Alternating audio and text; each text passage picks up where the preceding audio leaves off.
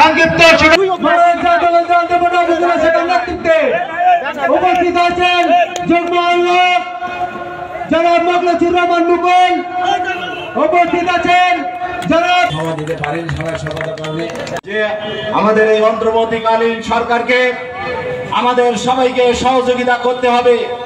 অন্তর্বর্তীকালীন সরকার ব্যর্থ হলে বিএনপি ব্যর্থ হবে, অন্তর্বর্তীকালীন সরকার ব্যর্থ হলে বাংলাদেশ ব্যর্থ হবে, অন্তর্বর্তীকালীন সরকার ব্যর্থ হলে নির্বাচন ব্যর্থ হবে, আর নির্বাচন ব্যর্থ হলে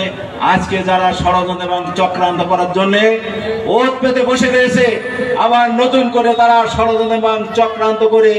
আজকে তৃতীয় শক্তি এখানে আবির্ভাব ঘটানোর একটা চেষ্টা চালাচ্ছে। সেই কারণে সঙ্গে বন্ধুগণ আমি আপনাদেরকে বলবো,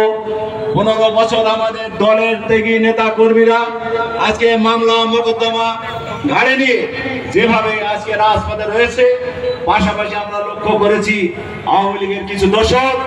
আমাদের কোন নেতার ঘাড়ে চড়ে আবার নতুন করে রাজনীতিতে পুনর্বাসন হওয়ার চেষ্টা করছে। এদেরকে রুখতে হবে। 15 বছর যারা বুলেট পোড়া দিয়ে আওয়ামী লীগে যোগদান করেছে, 15 বছর ধরে আওয়ামী লীগের নেতাদের সাথে যারা গাছা বেটে আলো আর রুটির ভাগাভাগি করেছে, তাদেরকে প্রতিহত করতে হবে। সুতরাং আমাদের দলের যে যত বড় নেতাই হোক না কেন, আওয়ামী এই দোষরে যারা আশ্রয় এবং প্রশ্রয় দেবে দল থেকে